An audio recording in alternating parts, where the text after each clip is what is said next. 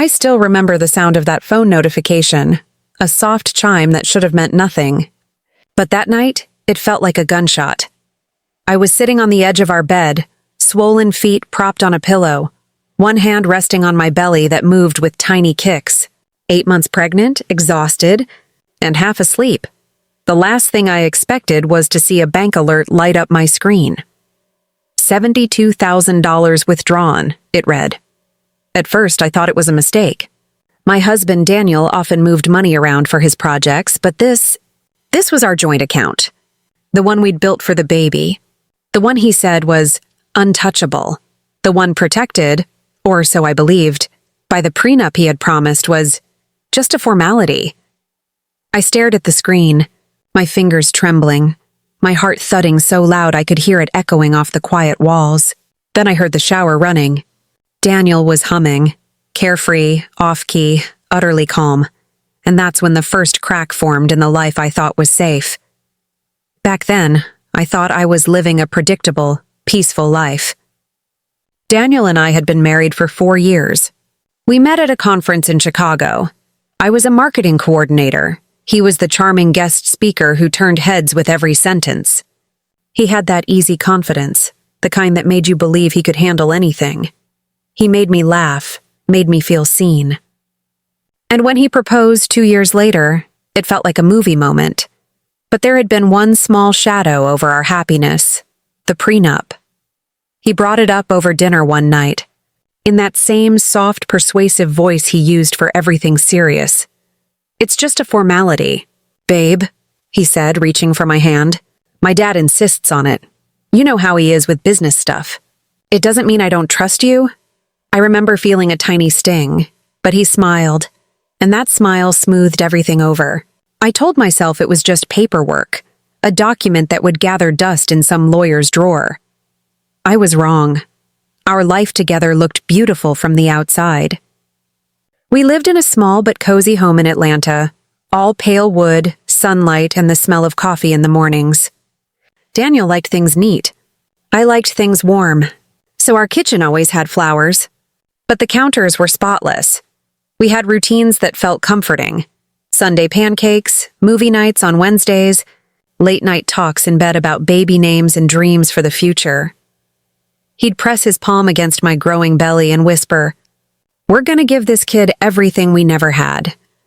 I believed him, until that night with the bank alert. The next morning, I tried to brush it off. Maybe it was a business expense. Maybe the bank made an error. I brewed coffee, plated eggs, and waited for him to come downstairs. When he did, he looked rested, cheerful, kissed my forehead. "Morning, Mama," he said with that warm grin. "How's my favorite team doing?" I forced a smile. "We're good, tired." Then, after a pause, "Hey, I got a weird bank alert last night." His fork froze mid-air. It was quick, a flicker, but I saw it. "Oh? What kind of alert?" "Something about a withdrawal." "72,000, he chuckled as if I'd told a joke. "Oh, that. Yeah, I had to move some funds around for the renovation deal. The one I told you about," I frowned. "From our joint account?" He shrugged. "Temporary. I'll move it back. You don't need to stress about it right now. Doctor said your blood pressure's high, remember?" There it was again, that calm authority, that careful deflection wrapped in concern, and I wanted to believe him. God, I wanted to. So I nodded, smiled, and went back to slicing fruit, telling myself not to be paranoid. But something had shifted. That week, I started noticing little things. He began locking his phone. He stopped answering calls in front of me. His laptop password changed. When I'd ask about the renovation deal, he'd wave it off. "Just paperwork, babe." Yet every night, he looked more tired. Nervous even. He'd stay up late pretending to work. But I could hear the restless pacing from our bedroom. And whenever I asked if we were okay financially, he'd give that same smile, the one that used to make me feel safe. Now it just felt like a wall. Still, I told myself he's under pressure. I shouldn't nag, because that's what love teaches women like me, doesn't it? To trust, to wait, to believe the best even when our gut twists in warning. 2 weeks later, my sister Leah came by with groceries and gossip, as usual. She noticed how pale I looked and asked if everything was all right. I hesitated, then told her quietly about the withdrawal. Her eyes widened. "You let that slide?" "It's Daniel," I said, defensive. He explained it. Leah gave me that look only sisters can give. Part pity, part frustration. "You're 8 months pregnant, and he's moving your money without telling you." "You sure you know what's going on?" Her words stung, but I brushed them off. Later that night, after she left, I asked Daniel again. This time, he got angry. "I told you not to stress about this. Do you think I'd ever do something to hurt you?" His voice was low but sharp, the kind that cuts deeper because it's controlled. And when I stayed quiet, he sighed, came closer, and kissed my forehead again. "You just need to rest." Everything's fine, but it wasn't fine.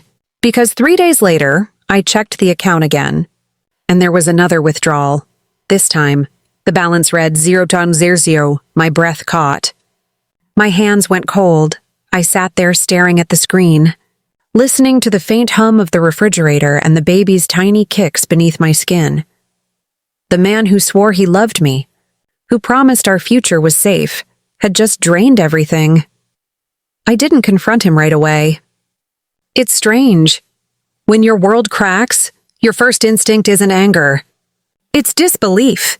You think, there must be some explanation. There has to be. I sat there at the kitchen table, the morning sunlight stretching across the floor, catching the tiny specks of dust in the air. Everything looked so normal. The smell of toast, the baby's ultrasound picture pinned to the fridge, Daniel's jacket hanging neatly by the door. How could everything look the same when nothing was?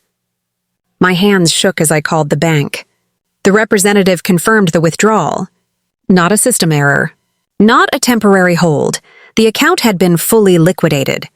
By my husband, she spoke gently, as if I were fragile glass.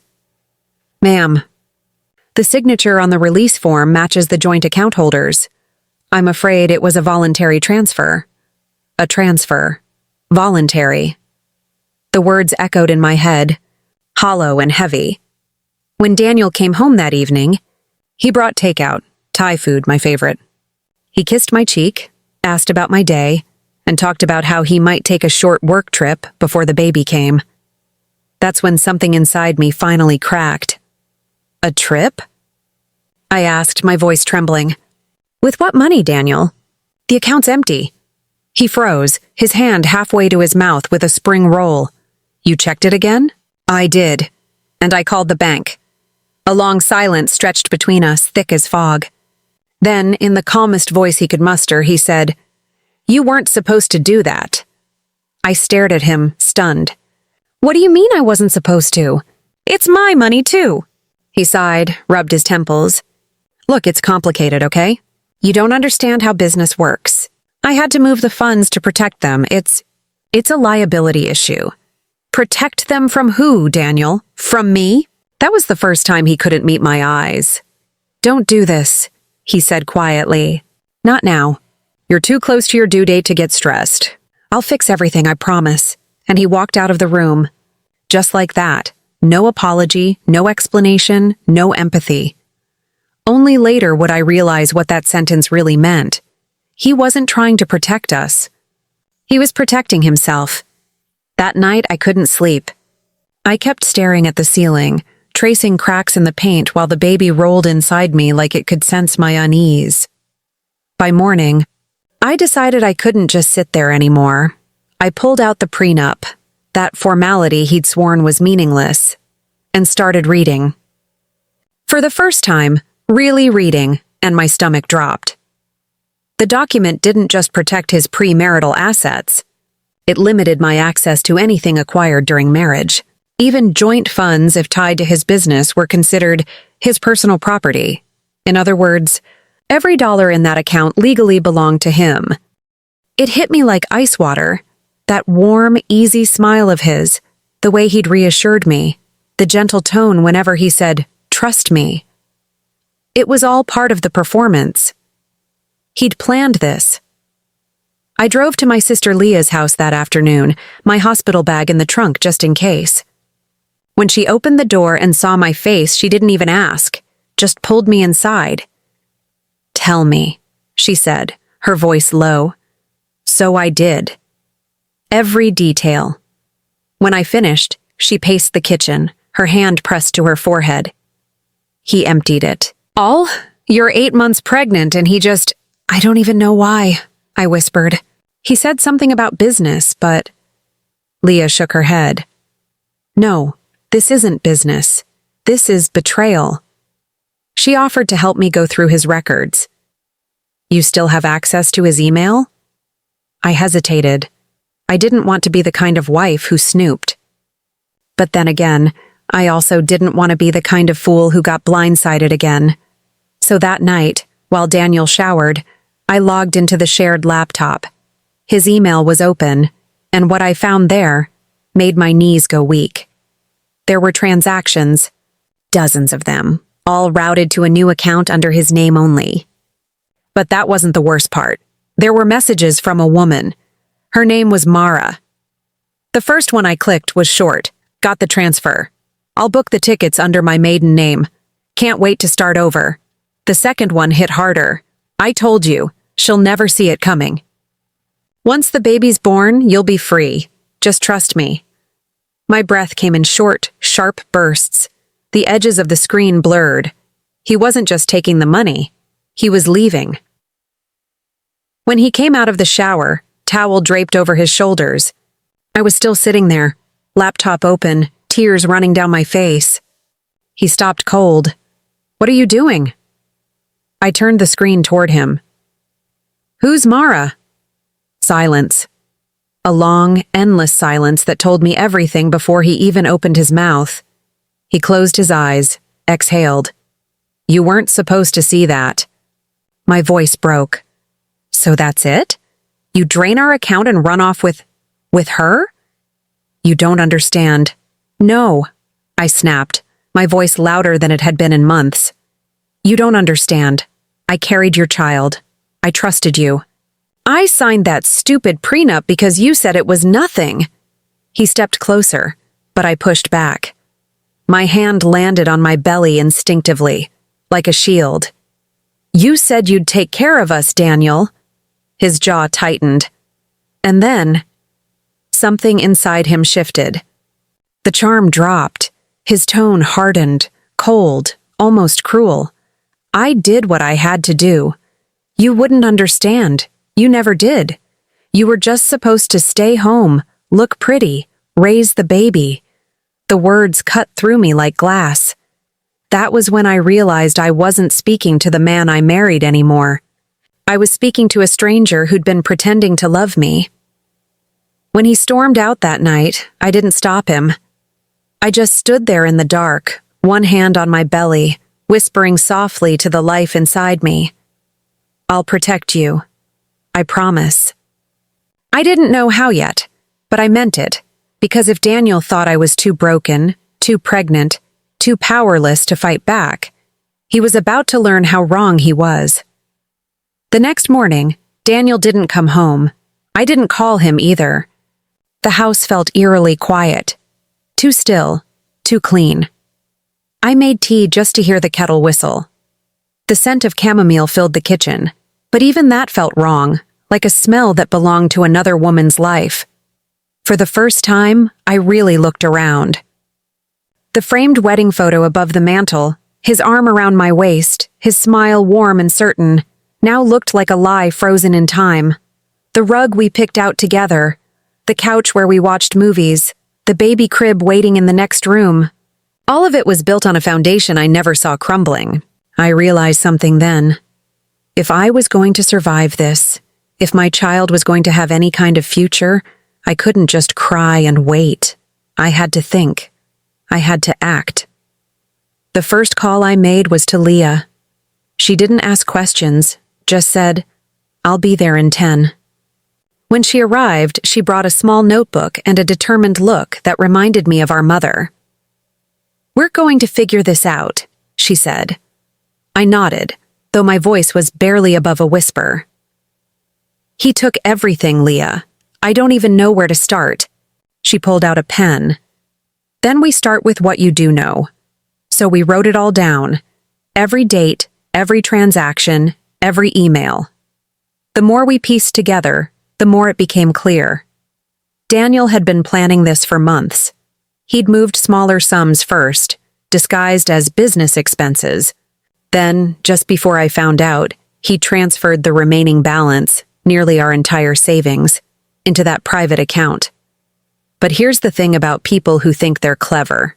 They always miss a detail. Daniel forgot that the laptop wasn't just shared, it was synced. Every file he uploaded to his private drive mirrored into the system folder. And in one of those folders, I found a scanned document titled Property Settlement Agreement. The words made my blood run cold. It wasn't a plan for our marriage. It was a plan for our divorce. The document outlined how assets would be divided if he initiated separation due to irreconcilable differences. He'd prepared this months ago, before we even knew we were pregnant. But what truly made my stomach twist wasn't the legal jargon, it was the name signed as a witness at the bottom. Mara Whitfield. That woman wasn't just a mistress. She was his lawyer's assistant. She'd helped draft the document. He hadn't fallen into temptation or made a mistake in the heat of the moment. He'd constructed a future without me. When I told Leah, she went pale. You need a lawyer right now. But I hesitated. Hiring someone costs money, something I no longer had, so I called my mother instead. I hadn't told her anything yet, not wanting to worry her. But as soon as she picked up, her voice soft and familiar, I broke down. Mama, I whispered. He took everything. There was a pause. Then she said, steady as ever, Then, baby, we're going to take it back. Within a day, she had me sitting in the office of an old friend, Mr. Rowe, a retired attorney who still did consulting work. His office smelled like leather and dust, his voice calm and deliberate. He read the prenup, flipping pages slowly. Then again, and again. Finally, he looked up at me. Your husband's clever, but not clever enough. I frowned. What do you mean? He smiled faintly. This clause here, see? He included a statement saying all financial decisions must be disclosed to both parties within 30 days. By transferring those funds secretly, he violated his own contract. That makes the prenup contestable. A flicker of hope sparked in my chest. So, I can fight it? You can do more than fight it. You can expose him, but you'll need proof. Bank statements, the emails, everything you found. I nodded. I have them. He leaned forward, eyes sharp. Then gather them quietly. Don't let him know you're building a case. The moment he realizes you're fighting back, he'll try to cover his tracks. For the next week, I lived a double life. By day, I played the quiet, expectant wife, texting Daniel every few days to ask if he was okay, pretending to believe his vague replies, just finishing up some work stuff. By night, I became something else entirely, organized, determined, almost clinical. I scanned documents, saved backups, built a folder labeled for baby. It wasn't about revenge anymore. It was about security. I wanted my child to be born into truth, not deceit. One night, as I sat in the nursery sorting files, I found a voice message from Daniel. His tone was calm, almost casual. Hey, I know things got tense. I just need a little space to clear my head before the baby comes. Don't make this harder than it has to be, okay? I replayed that message 3 times.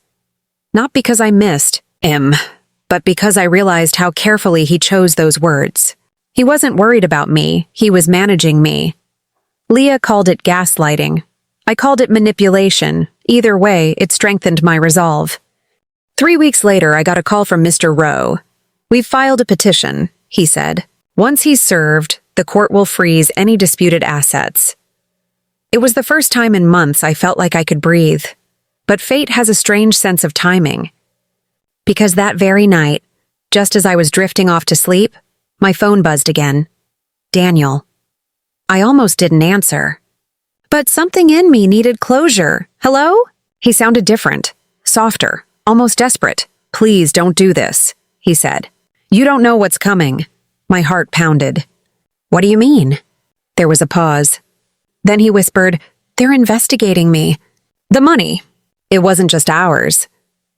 That was the moment I realized the truth ran deeper than I'd ever imagined. He hadn't just betrayed me. He'd dragged me and our unborn child into something far bigger and far darker than I ever expected. When I hung up the phone, my hand wouldn't stop shaking. The words replayed in my head like a broken record. The money. It wasn't just ours. I sat there in the dark, the faint hum of the baby monitor in the corner, the rhythmic ticking of the wall clock slicing through the silence. Every second felt heavier than the last. What did he mean? Whose money? The next morning I called Mr. Rowe, my voice trembling. He said the money wasn't ours. What could that mean? There was a long pause on the other end. It could mean several things, he said carefully. But if what he transferred came from any joint investments or accounts with business partners, this could escalate. He sighed, then added, We'll need to contact the authorities before this gets worse. Don't delete anything.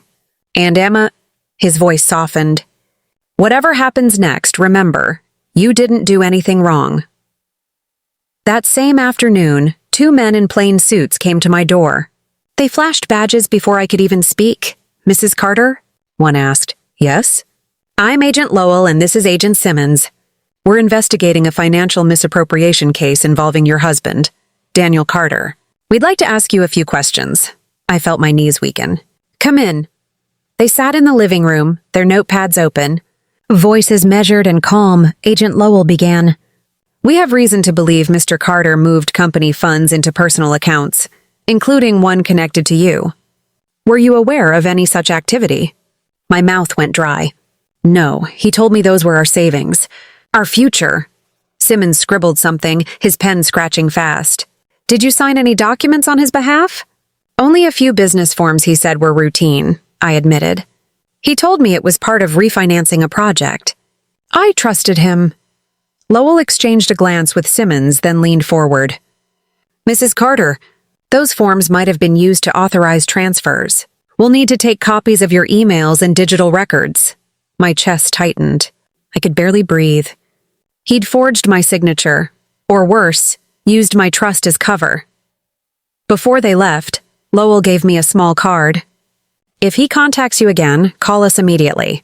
He's under investigation and this could turn into criminal fraud. Criminal? The word echoed through the room long after they were gone. That night, I lay in bed staring at the ceiling, my hand resting over my belly. I whispered softly, I'm sorry, baby. Sorry for not seeing sooner. Sorry for loving a man who built his world on lies, but sorrow turned to steel in the quiet hours of the night. I'd been naive, yes, but not weak. I promised myself then, I would protect my child, even if it meant exposing everything. 2 days later, Daniel showed up at the door. It was raining, the kind of cold, steady rain that felt like punishment. He looked worn out, eyes sunken, hair a mess. His once polished confidence had evaporated. Emma, he said softly, please, can we talk? For a moment, I just stared at him through the screen door. Then I opened it, just enough to speak. You shouldn't be here. I know, he said quickly, his breath visible in the rain. But I need you to understand, I didn't mean for this to happen. I let out a bitter laugh. Which part, Daniel? The part where you stole our savings, or the part where you used me to cover your tracks? He flinched. I was trying to fix things. The company, it was going under. I thought if I moved the money temporarily, I could stabilize it before anyone noticed. And emptying our account? I asked, voice trembling. Was that temporary too? He ran a hand over his face. I panicked. I didn't know what else to do. I didn't want to lose everything. You already did, I said sharply. You lost your wife, your child, your dignity, and now the law's coming for the rest. He stepped closer, desperation clouding his voice. Please, Emma, don't tell them I involved you. If they think you knew, I didn't know. I cut him off. But now I do, and I'm not protecting you anymore. For a long moment, we just stood there, the rain falling between us, the baby kicking faintly beneath my palm. Then I closed the door. 3 weeks later, the news broke publicly. Local business executive arrested in fraud investigation. His face was on every channel, every article, every headline. The man who once promised me stability was now in handcuffs, escorted out of an office building while cameras flashed. I thought I'd feel vindicated. But watching it unfold, I only felt tired of lies. Tired of pretending the life we built meant something. Leah came over that night, bringing soup and a small smile. It's over, Em. You did it. You're safe now, but I shook my head. It's not over, not yet. There's still the court hearing. The prenup, the accounts. I need to make sure he can't take anything else. She touched my shoulder. Then finish it for you. For the baby. The hearing came a month later. Daniel sat across from me in the courtroom. Pale, quiet, no longer the confident man I once admired. His lawyer spoke fast, trying to downplay the damage, but the judge wasn't sympathetic. Mr. Carter, she said sternly, your actions demonstrate a clear breach of both legal and ethical responsibility. Mrs. Carter will retain full financial custody of remaining assets and support moving forward. When the gavel struck, I exhaled a breath I didn't realize I'd been holding. It was done. Legally, emotionally, spiritually, it was over. Outside the courthouse, Daniel approached me one last time. His voice was soft, almost pleading. I never meant to hurt you. Emma. I met his eyes, searching for the man I once knew. The one who held my hand under cafe lights, who painted the nursery walls yellow because I said it felt hopeful. But all I saw was regret, and a ghost of what could have been. I know, I said quietly. But meaning doesn't erase the damage. Then I turned and walked away. For the first time in months, the sky felt wide again. I drove home with the windows cracked, the cool air brushing my face, the faint sound of a lullaby playing from my phone's playlist. When I pulled into the driveway, I looked at the house, small, imperfect, but mine again. And for the first time, I didn't see a reminder of what I'd lost. I saw a beginning. The first cry came at 3:17 a.m. The room was dim, bathed in a faint golden hospital light. I was drenched in sweat, clutching the rail of the bed, tears spilling down my cheeks, not from pain anymore, but from relief. The nurse placed the baby in my arms, wrapped tightly in a white blanket with blue trim. Congratulations, Mrs. Carter, she whispered softly. It's a boy.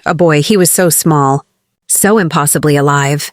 His skin was warm against mine, his tiny hand gripping my finger with a strength that felt bigger than both of us. And in that single touch, all the noise in my head, the betrayal, the shame, the loss, went silent. I whispered, "We made it, sweetheart. You and me." The months after his birth felt like learning to breathe again. I named him Noah, after my grandfather, the man who always said, "The storm always passes. Emma, just make sure you've built something worth standing in when it does." Every night, I'd sit by his crib, the soft hum of the baby monitor echoing through the quiet house. Outside, the world moved on. Headlines faded, people forgot. But I remembered, and I promised myself, I would not raise my son in the shadow of someone else's sins. The first real test came when Daniel wrote from prison. A letter, folded neatly, the handwriting too careful, too familiar. My hands trembled as I opened it. Emma, I don't expect forgiveness. I just hope one day you'll tell Noah that his father made mistakes, but he loved him deeply. I'm working with the state now, teaching finance classes to inmates. I know it doesn't make things right, but maybe it's a start. I'm proud of you. Daniel. I sat there for a long time, the paper trembling in my hands. The anger that once burned inside me had dimmed, replaced by something quieter.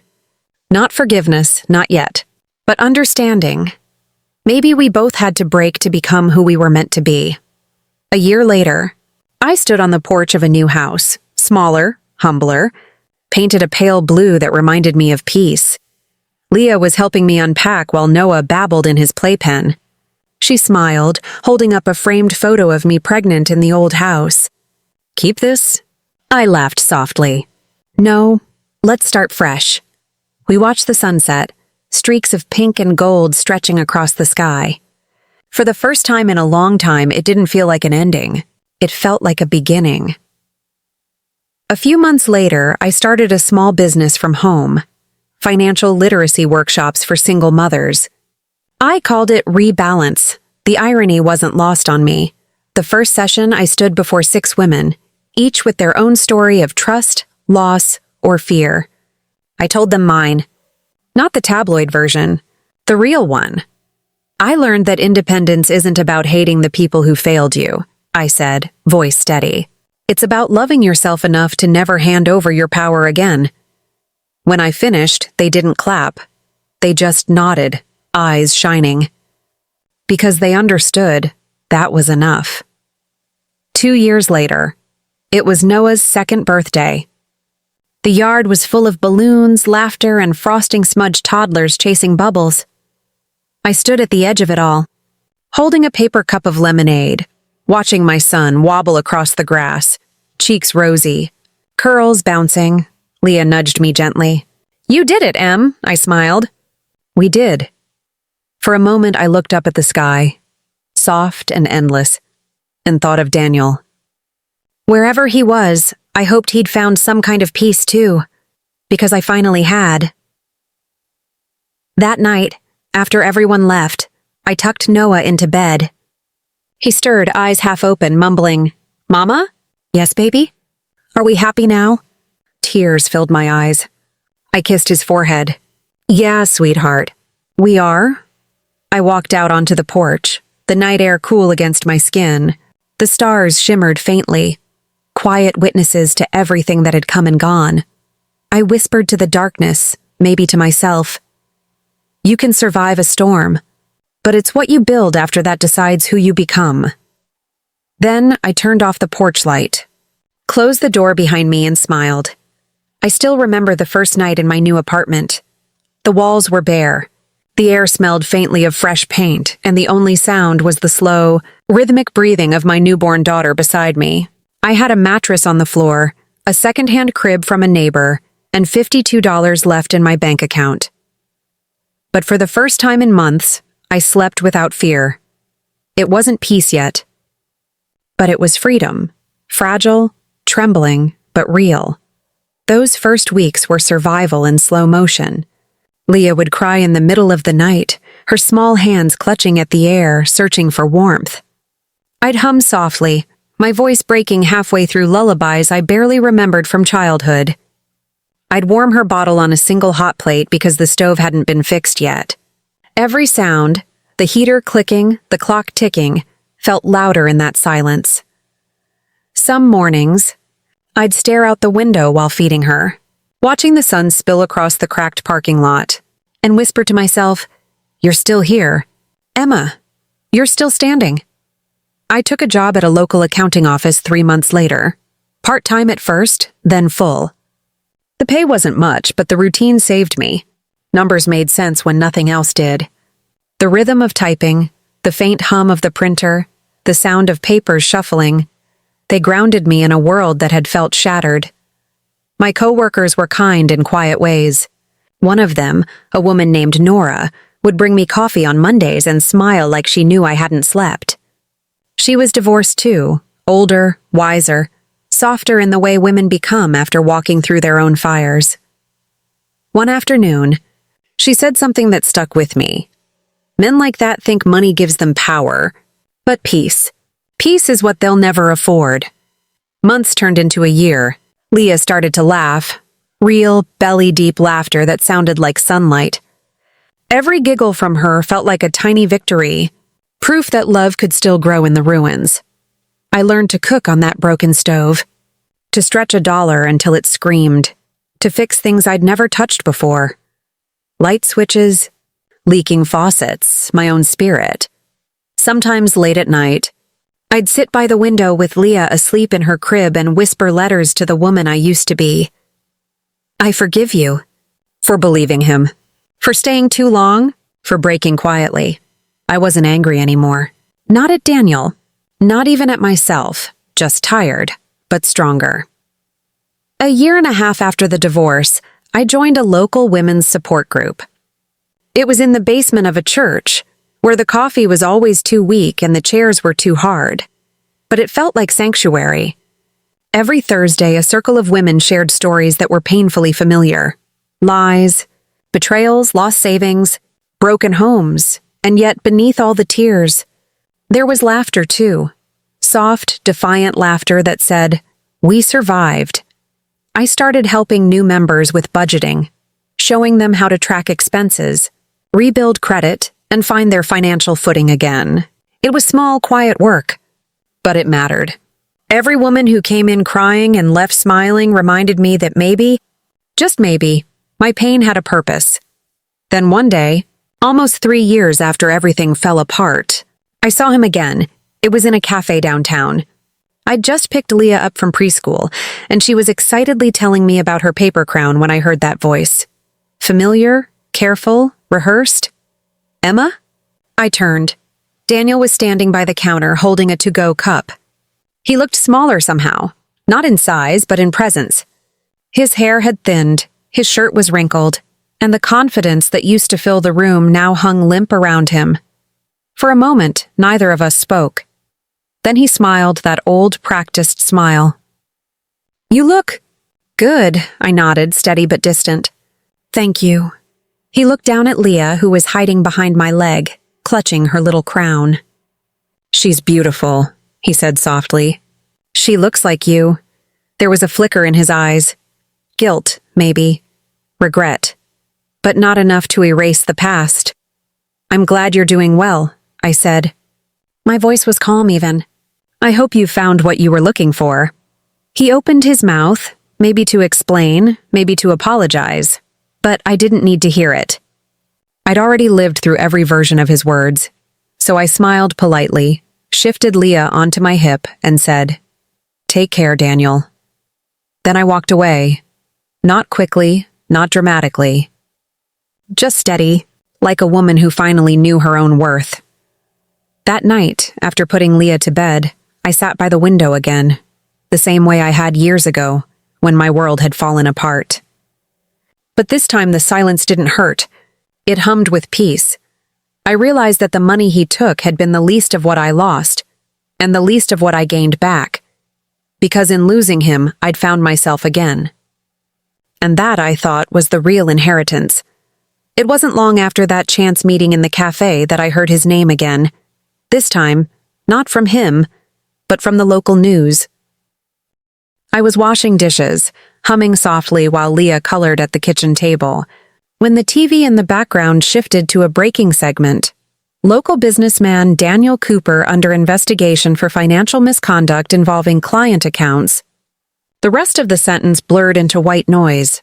My hand froze in the dishwater, the sponge slipping from my fingers. I turned toward the screen, my breath catching somewhere between disbelief and déjà vu. They showed his face, the same polished smile he wore in every corporate photo. The same man who once told me our prenup was just a formality. Only now, that smile looked different, tight, forced. Over the next few weeks, more details surfaced.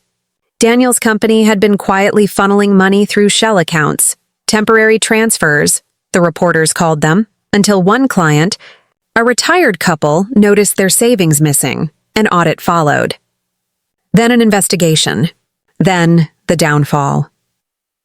By the time the story reached national coverage, Daniel's name had become a cautionary tale, a once successful financial consultant facing charges for embezzlement and fraud. I didn't feel joy when I read it. No satisfaction, no triumphant rush, just silence.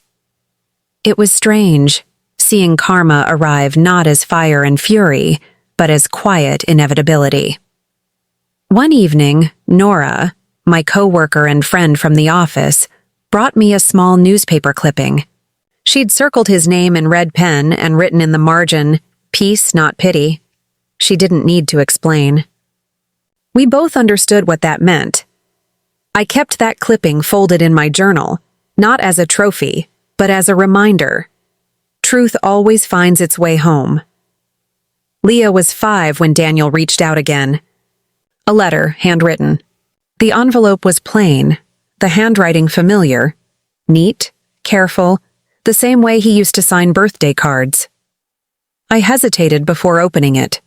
My hands trembled slightly, not from fear, but from old memories I thought I'd buried. Inside, the words were brief. "Emma, I'm sorry for everything. I know I can't undo what I did. I wanted you to know that I think about you and Leah every day. I lost more than money. I lost the only people who ever loved me for real. I hope you're happy. You deserve peace. Daniel." There was no return address, no plea, no excuses, just regret. Honest, unadorned, late. I folded the letter and placed it inside my journal beside the newspaper clipping. Then I whispered, "I forgive you," to no one in particular. Because forgiveness, I'd learned, isn't about them. It's about freeing yourself from the story you didn't choose to live. A few months later, I was invited to speak at a community workshop for women rebuilding after divorce. It was held in a small library room, the kind that smells faintly of paper and coffee. I stood at the front, looking out at the faces of women who looked just like I once did. Scared, tired, hopeful. I began simply, 3 years ago, I thought my life was over. But sometimes endings are just disguises for beginnings. As I spoke, I told them not just about the betrayal, but about the quiet days afterward. About learning to breathe again. About the nights I thought I couldn't do it, and the mornings I did anyway. When the session ended, one woman, maybe in her 30s with tearful eyes, hugged me tightly and said, "I thought I was alone, and in that moment, I realized something profound. My story wasn't just mine anymore. It belonged to every woman who had ever been broken and rebuilt herself piece by piece." Time passed gently after that. Leah started school, grew taller, louder, and more curious. She'd asked questions about everything, the stars, the clouds, even the cracks in the sidewalk. Once, she asked about her father. "Why don't we see him, Mommy?" I paused, then knelt beside her. "Because sometimes," I said softly, "people make choices that take them away from us. But that doesn't mean we stop wishing them peace." She nodded, that innocent, pure kind of understanding only children have, and hugged me tightly. By the time Daniel's trial ended, I no longer felt connected to the man he'd been. He was sentenced to time served and probation, having cooperated in the investigation. The papers called it justice served. I just called it closure. I didn't attend the hearing. Instead, that day I took Leah to the park. We ate ice cream on a sunny bench, her laughter echoing across the field. That was my verdict. Joy after pain. Life after loss. Years later, when Leah was 10, she found my old journal while helping me clean a closet. She flipped through its pages, the folded letter, the newspaper clipping, the old photos. "Was this about Daddy?" she asked quietly. I nodded, gently taking the book from her hands. "Yes, sweetheart. But it's not a sad story anymore," she smiled. That same wide, fearless smile she'd always had, and said, "Then I think we should start a new one." And just like that, she ran off laughing, her ponytail bouncing as sunlight caught in her hair. I closed the journal, placed it on the top shelf, and whispered a small prayer of gratitude. Not for what I lost, but for everything I'd gained, clarity, strength, and the peace that only comes when you stop trying to rewrite the past. There's something about time, the way it doesn't heal everything, but teaches you how to live with what's left. After Daniel's trial and that quiet letter, life shifted into something slower, simpler, yet fuller. The years that followed weren't dramatic. They were gentle, textured, like the way light moves through leaves on a breezy afternoon. I went back to school, not because I had to, but because I wanted to stand on my own 2 feet again. I studied bookkeeping, then accounting. It felt almost ironic, learning how to balance numbers when my life had once been thrown off balance by them. Leah would sit on the floor of our small apartment. Crayons spread everywhere while I balanced ledgers late into the night. She'd hum to herself, a habit she got from me, I suppose. And every so often she'd look up and ask, "Are you almost done, Mommy?" And I'd smile and say, "Almost?" Fabidad almost on those words became a rhythm, not just of studying or working, but of healing.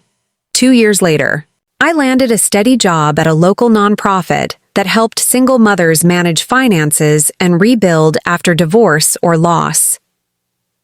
When I walked into that office on my first day, something inside me stirred, a quiet kind of pride.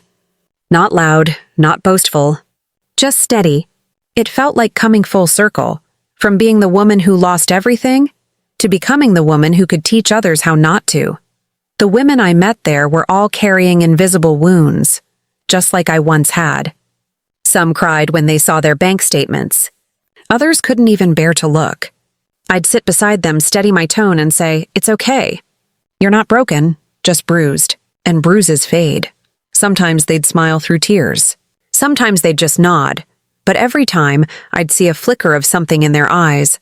That spark of belief that maybe, just maybe, life wasn't over yet. Leah grew fast. Too fast some days.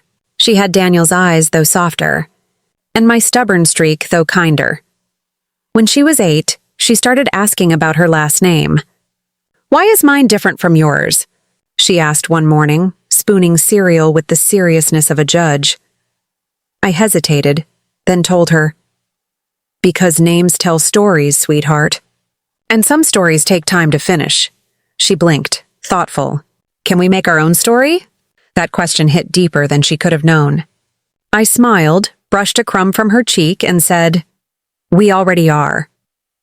By the time I turned 38, I'd built something solid again, not just financially, but emotionally. A home that felt like mine. A circle of friends who didn't know me as the woman whose husband left, but simply as Emma, the one who brought banana bread to meetings and laughed too loudly at bad jokes. Sometimes, I'd catch myself watching the sunrise with a cup of tea, the city still half asleep, and I'd think, I made it through, not with revenge, not with rage, just with quiet resilience, the kind that grows roots where you thought only ashes could live. Around that time, a man named Ethan joined the nonprofit as a volunteer. He was kind, the unassuming kind, not the loud or charming type Daniel used to be. He was the sort of man who listened more than he spoke. We worked together on a few financial outreach programs. At first, it was all business, polite nods, light conversation. But over time, I began to notice the small things. How he remembered that I took my coffee with cinnamon. How he never interrupted when I spoke, even if I trailed off mid-thought. How, when I mentioned Leah, his smile softened like he truly cared, not out of pity, but respect. One day, after a long shift, we found ourselves walking out together under the golden haze of early evening. He looked at me and said, "You have a strength about you, Emma. Not the loud kind, the kind that makes people feel safe." It startled me, that compliment. Not because it was romantic, but because it was true in a way I hadn't let myself believe. Over the next year, Ethan became part of our lives, quietly, naturally. He'd join Leah and me for park picnics or help fix leaky faucets I'd ignored for months. There was no grand confession, no cinematic moment, just consistency, something I hadn't realized I'd been craving all along. When he finally asked me to dinner, I laughed, partly out of surprise, partly out of nerves.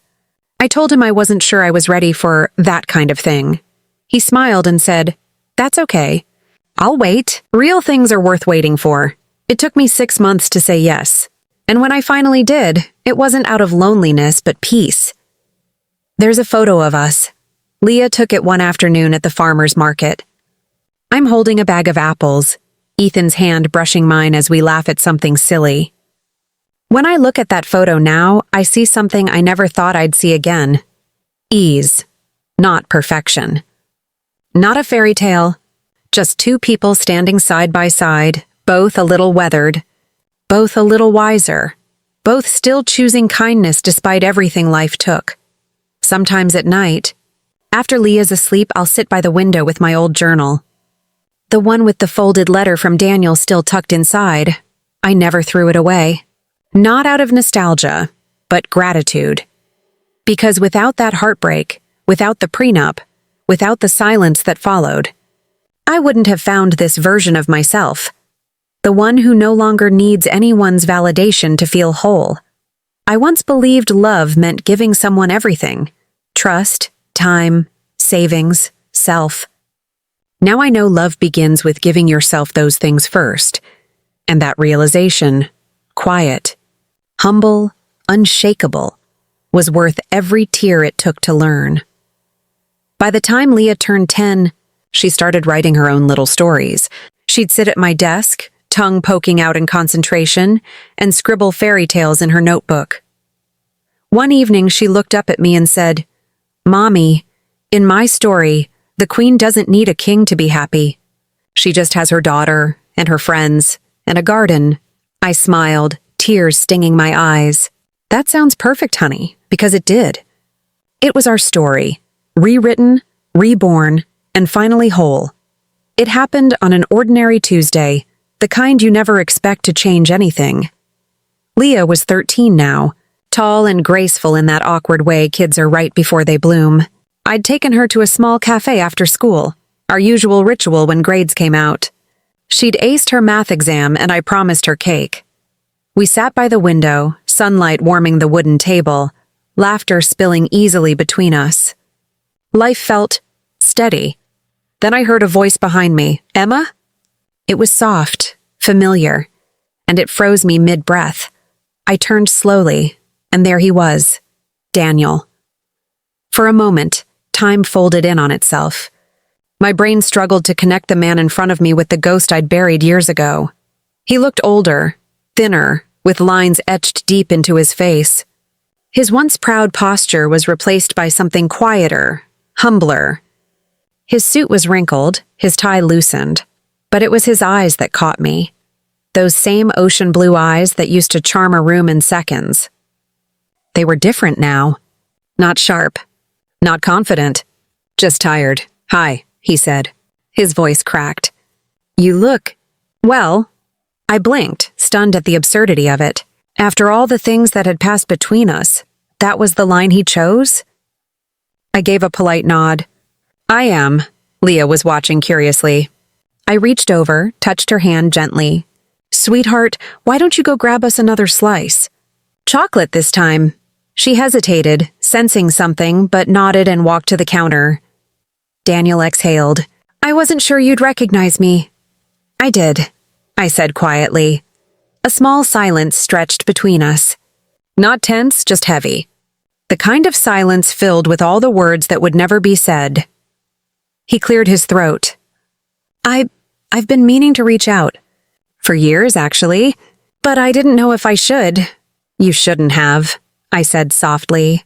"But you did." He flinched a little, then nodded. "You're right, I just wanted to apologize. Properly, not in a letter. Not in some statement, just in person." He sat across from me, hands clasped, his voice low. "I ruined the best thing that ever happened to me. I thought I could control everything. The money, the image, the story. I was a fool. I didn't interrupt. I didn't comfort him either." He looked up at me, tears glassing over. "I lost the company, the house, my friends, all of it. I even went bankrupt. The investors pulled out after the scandal. I deserved that. But the one thing I regret most is you. What I did to you." I studied his face. Once, hearing those words would have shattered me. Now, it just felt distant, like listening to someone describe a storm you once lived through, but no longer feared. "I forgive you," I said finally. He blinked, startled. "You do?" "Yes," I smiled faintly. "But not for you, Daniel. For me.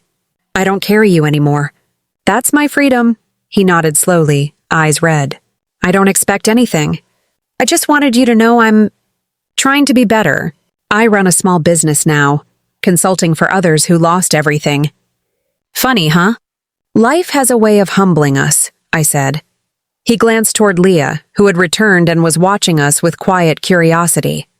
She's beautiful, he said softly. Looks just like you. I didn't correct him. There was no need to mention the traits she shared with him, not anymore. She's doing well, I said simply. She's kind.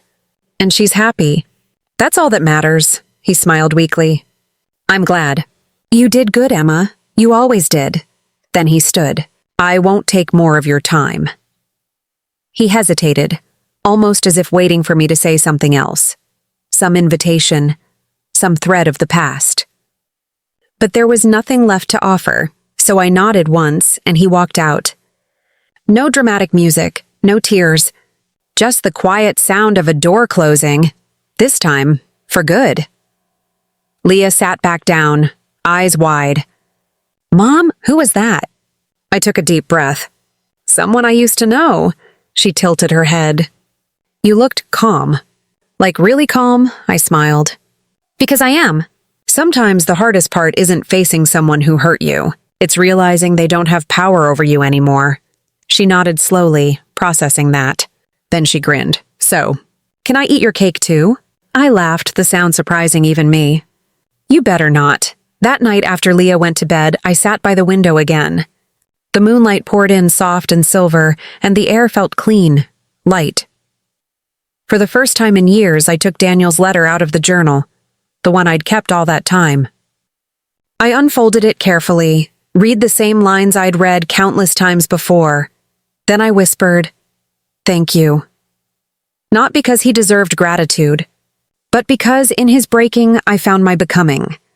I walked to the fireplace, struck a match, and held the letter to the flame. It caught easily, curling and blackening, the ink twisting into smoke. As the last corner turned to ash, I felt something deep inside me exhale, like a final thread of pain slipping loose. Ethan came in quietly, arms crossed, watching me. You okay? He asked. I turned to him, smiling. Yeah, I'm perfect. He stepped closer, brushed a strand of hair from my face. You sure? I nodded. Completely sure. He kissed my forehead gently, and we stood there for a moment, two people who had both been through their own fires, finally standing in peace. Later that night, before I turned off the light, Leah padded into my room, half asleep. Clutching her blanket, "Mommy," she mumbled. In my new story, the queen forgives the villain, but she doesn't let him back in the castle. I smiled through a tear. That's the perfect ending, sweetheart, because it was. It wasn't about revenge. It was about freedom. And freedom, I'd learned, is the truest form of justice.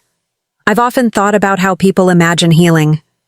They picture it like sunlight, warm, golden, gentle. But in my experience, it's quieter than that. Healing is the sound of your own footsteps walking away from a story that no longer needs you. It's realizing you can breathe without asking permission. After Daniel left that day, life didn't suddenly sparkle. Bills still came. Work was still demanding. Leah still forgot to pack her lunch some mornings. But the difference was me. I no longer carried the ache of what if.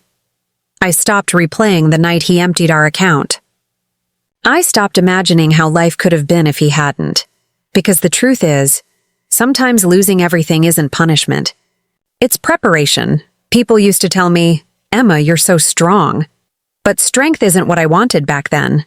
I wanted ease. I wanted someone to say, "You can fall apart and I'll hold you until you're ready." Yet, in the absence of that, I found something better.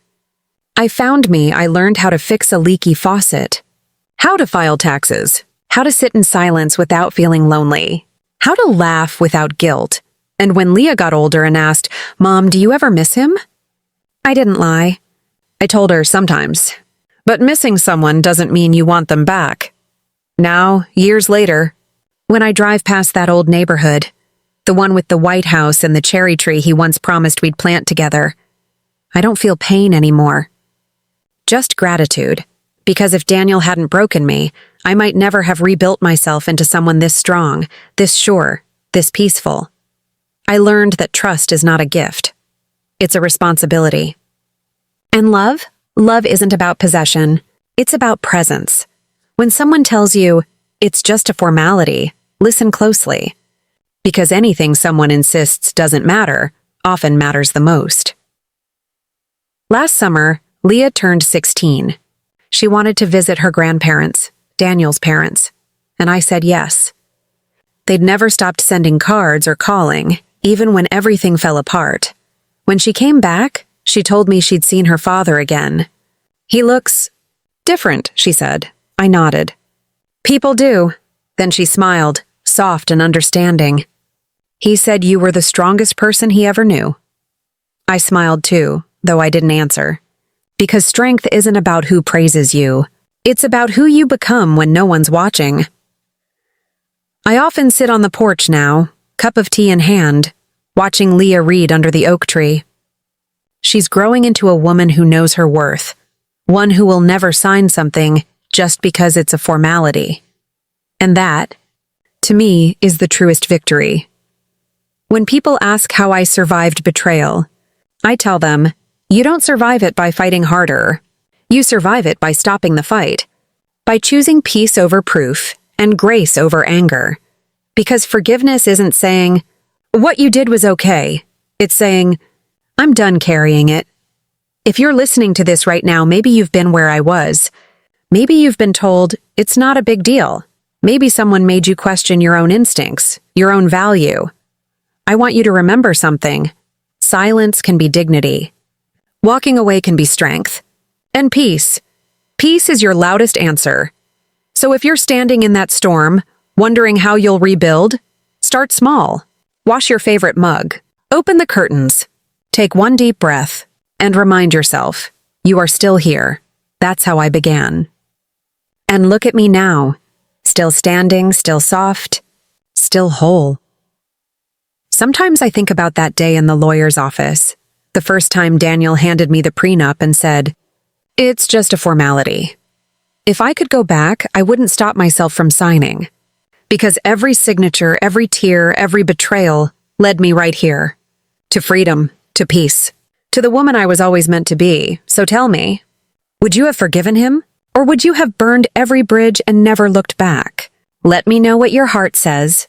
I'll be waiting in the comments. And if my story reminded you that you can survive heartbreak and still smile again, make sure you subscribe, because here, every voice matters, and every story finds its light again.